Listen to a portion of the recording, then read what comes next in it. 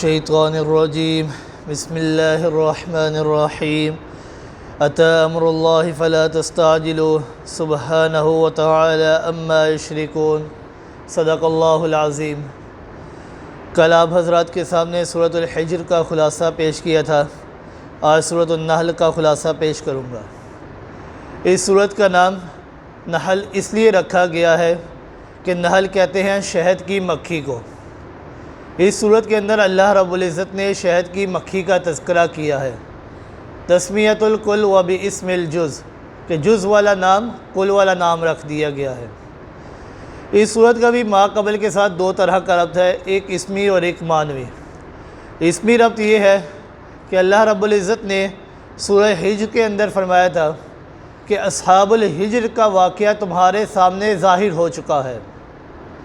لہٰذا لوگو تم اصحاب الحجر کے واقعے سے ہی تم عبرت حاصل کر لو کہ انہوں نے کس طرح ضد اور عناد اور تکذیب اور انکار کیا تھا۔ اللہ رب العزت نے دنیا میں ہی ان کے اوپر عذاب بھیج دیا تھا، تم ان کے اس واقعے سے ہی عبرت حاصل کر لو۔ چلو اگر تم ان کے واقعے سے عبرت حاصل نہیں کرتے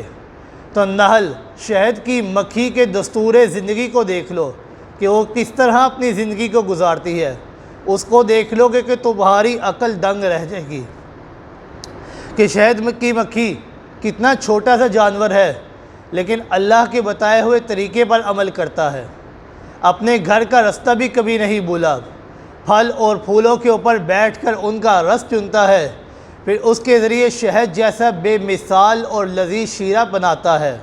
اللہ کے حکم کے مطابق بناتا ہے۔ وہ جانور خود تو بہت زہریلا ہے، لیکن اللہ رب العزت اس زہریلے جانور کے اندر سے انسان کی شفا والا مادہ پیدا کرتے ہیں۔ تم اللہ رب العزت کی اس قدرت اور اس صفت کے چھوٹے سے نمونے کو ہی دیکھ کر عبرت حاصل کر لو۔ یہ ہے اسمی ربط۔ معنوی ربط یہ ہے کہ اللہ رب العزت نے فرمایا سورۃ الابراہیم کے اندر کہ تمہارے اوپر امم سابقہ کے واقعات واضح ہو چکے ہیں۔ سورہ حجر کے اندر فرمایا تھا کہ لوگوں ابھی بھی وقت ہے، اسلام لے آؤ، تو مسئلہ توحید کو مان لو، اگر تم اس کو نہیں مانو گے تو عذاب الہی تمہارے اوپر آ جائے گا، ابھی بھی وقت ہے، مان لو۔ سورہ نحل میں اللہ رب العزت فرما رہے ہیں کہ اگر تم نہیں مانتے، ضد اور عناد پر ڈٹے ہوئے ہو تو اتی امر اللہ فلا تستعجلوا، تو صبر کرو، اللہ کا حکم آ گیا ہے، فلا تستعجلوا، تم جلدی نہ کرنا، یعنی اللہ کا عذاب تمہارے اوپر آنے والا ہے۔ بس اس صورت کا اللہ رب العزت نے دو حصے بنائے۔ پہلا حصہ آیت نمبر 1 سے لے کر آیت نمبر 112 تک، اس حصے کے اندر اللہ رب العزت نے دعوی توحید کا 3 بار ذکر کیا، پھر اس کے بعد اللہ رب العزت نے 6 دلائل عقلی پیش کیے، ایک دلیل نقلی پیش کی اور ایک دلیل وحی پیش کی۔ اللہ رب العزت نے اس صورت میں جو 3 بار دعوی توحید کا تذکرہ کیا، پہلی بار اللہ رب العزت نے فرمایا ينزل الملائکۃ بالروح من امرہ علی من یشاء، کہ اللہ نے اس ساری کائنات کو تخلیق کیا ہے، اللہ کے حکم کے مطابق ہی فرشتے نازل ہوتے ہیں، وہ اپنے بندوں کی طرف جس کی طرف چاہتا ہے بھیج دیتا ہے۔ کس لیے؟ لا الہ الا انا فاتقون، کہ اللہ کے علاوہ کوئی پکار کے لائق نہیں ہے۔ دوسرا دعویٰ اللہ رب العزت نے کیا، الہکم الہ واحد،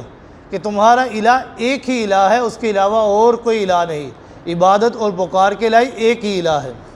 تیسری جگہ اللہ رب العزت نے فرمایا وقال اللہ لا تتخذوا الہین اثنین، کہ اللہ کے علاوہ اور کوئی الہ نہ بناؤ، تمہارا الہ ایک ہی الہ ہے۔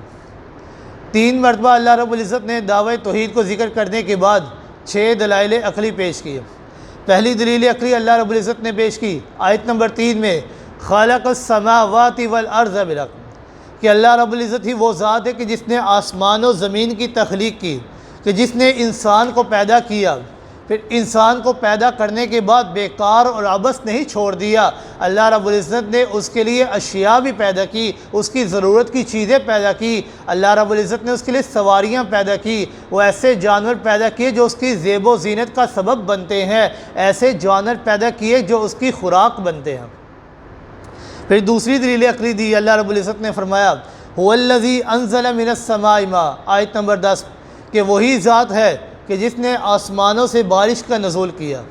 کہ اس بارش کے ذریعے اللہ رب العزت ایک بنجر زمین کو آباد کر دیتے ہیں، مردہ زمین کو زندگی بخش دیتے ہیں۔ وہ مختلف قسم کے پھل، مختلف قسم کے میوے، مختلف قسم کے اناج، مختلف ذائقوں کے پھل اللہ رب العزت پیدا کرتے ہیں۔ سورج، چاند، ستارے، ہر چیز کے اوپر بادشاہت اور حکمرانیت صرف اللہ رب العزت کی ہے۔ تیسری دلیل پیش کی، واللہ یعلم ما تسرون وما تعلنون۔ یہ علم غیب کی نفی یہاں پر اللہ رب العزت کر رہے ہیں کہ علم الغیب صرف اللہ رب العزت کا خاصہ ہے اور کسی اور کا خاصہ نہیں۔ اللہ رب العزت ہی صرف عالم الغیب ہے۔ اللہ رب العزت نے 3 دلائل پیش کرنے کے بعد ان کا ثمرہ اور نتیجہ بھی ذکر کیا۔ نتیجہ یہ تھا، والذین یدعون من دون اللہ لا یخلقون شیئا وہم یخلقون، کہ جن کو تم اللہ کے علاوہ پکارتے ہو وہ تو کوئی چیز بھی پیدا نہیں کر سکتے، کائنات کا ایک ذرہ بھی وہ پیدا نہیں کر سکتے۔ ان کی تو حالت یہ ہے، وہم یخلقون، وہ خود پیدا کیے گئے ہیں۔ اموات غیر احیاء، وہ تو مردے ہیں، زندہ بھی نہیں ہے۔ وما یشعرون ایان یبعثون، انہیں تو اس بات کا بھی علم نہیں ہے کہ دوبارہ کب اٹھائے جائیں گے۔ چوتھی دلیل پیش کی اللہ رب العزت نے آیت نمبر 48 میں، اولم یروا الی ما خلق اللہ من شیء یتفجع ظلالہ، کہ اس کائنات کی جتنی بھی اشیاء ہیں وہ اللہ کے حکم کی تعمیل اور فرمانبرداری کر رہی ہے، گویا کہ ہر چیز کے اوپر اللہ رب العزت کا ہی تصرف اور اختیار ہے۔ پانچویں دلیل اللہ رب العزت نے پیش کی، واللہ انزل من السماء ماء، آیت نمبر 65 میں، کہ اس کائنات کے ذرے ذرے پر بادشاہت اللہ رب العزت کی ہے، کائنات کی ہر چیز اللہ رب العزت کے حکم کے تابع ہے، اس لیے متصرف فی الکل اور مختار فی الکل ذات اللہ رب العزت کی ہے۔ چھویں دلیل اللہ رب العزت نے پیش کی، واللہ اخرجکم من بطون امہاتکم لا تعلمون شیئا،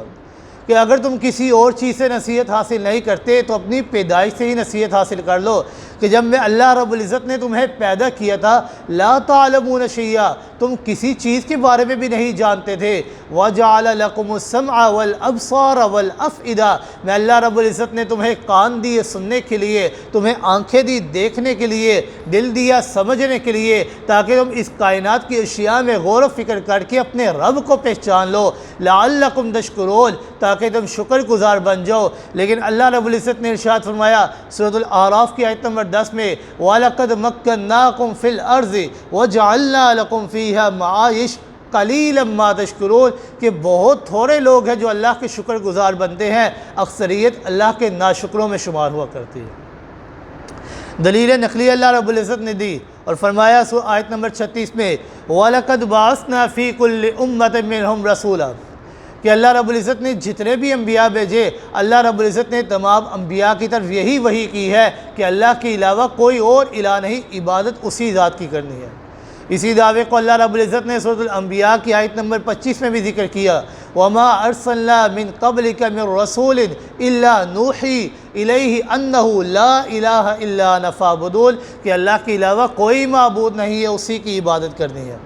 پھر دلیل وہی ذکر کی اور فرمایا، وَنَزَّلْنَا عَلَيْكَ الْكِتَابَ تِبْيَانًا لِكُلِّ شَيْءٍ، آیت نمبر 99 میں، کہ ہم نے جو آپ صلی اللہ علیہ وآلہ وسلم کے اوپر کتاب یعنی قرآن مجید نازل کی ہے، تِبْيَانًا لِكُلِّ شَيْءٍ، اس کتاب کے اندر تقریباً ہر قسم کی وضاحت موجود ہے۔ اس کے اندر توحید بھی موجود ہے، رسالت بھی موجود ہے، جہاد فی سبیل اللہ بھی موجود ہے، انفاق فی سبیل اللہ بھی موجود ہے، امور مصلحہ بھی موجود ہے، امور انتظامیہ بھی موجود ہے، ہر قسم کی ضروریت کی چیزیں انسان کی اس کے اندر موجود ہے۔ پھر اللہ رب العزت نے دوسرا حصہ ذکر کیا آیت نمبر 113 سے، اس حصے کے اندر اللہ رب العزت نفی شرک فعلی کے 2 شقوں کا تذکرہ کر رہے ہیں۔ پہلی چیز غیر اللہ کی تحریمات اور دوسری چیز غیر اللہ کی نظر و نیاز۔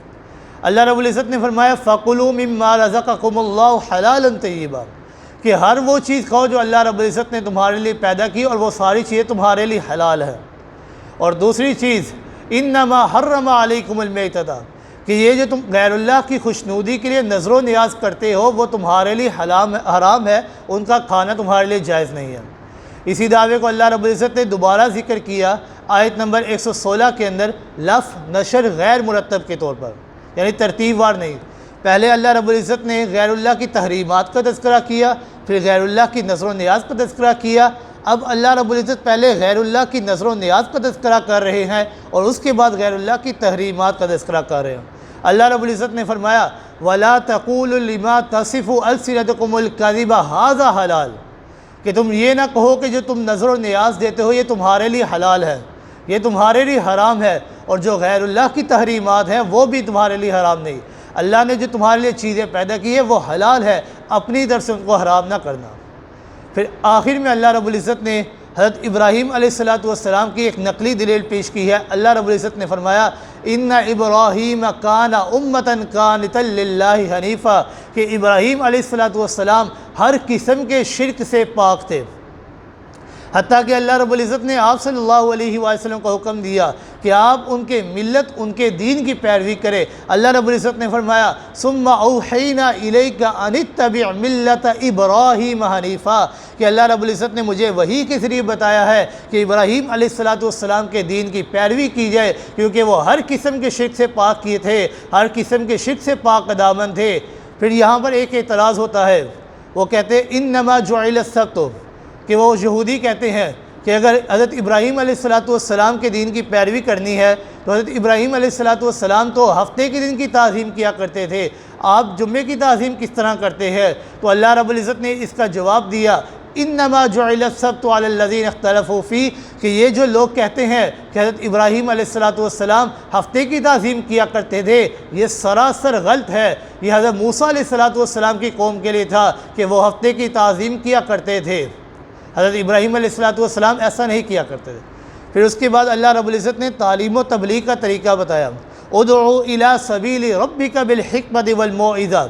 کہ جب بھی تعلیم و تبلیغ کرنی ہے تو پہلے دلائل پیش کرنے ہیں، دلائل پیش کرنے کے بعد تم نے اپنی آوازوں میں نرمی رکھنی ہے، اچھا مزاج رکھنا ہے۔ اگر کسی کوئی انسان تمہیں تکلیف پہنچاتا ہے اور تم بدلہ لینا چاہتے ہو تو جتنی اس نے تکلیف پہنچائی ہے اتنا ہی تم اس سے بدلہ لو، اگر زیادہ بدلہ لو گے تمہارے لیے اچھا نہیں ہوگا،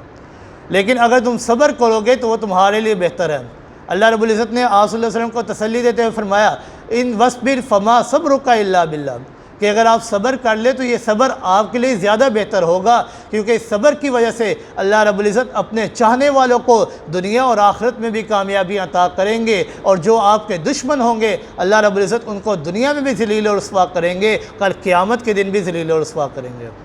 یہ ہے اس سورت کا مختصر خلاصہ۔ دعا ہے اللہ رب العزت سے عمل کرنے کی توفیق عطا فرمائے۔ وما علینا الا البلاغ المبین۔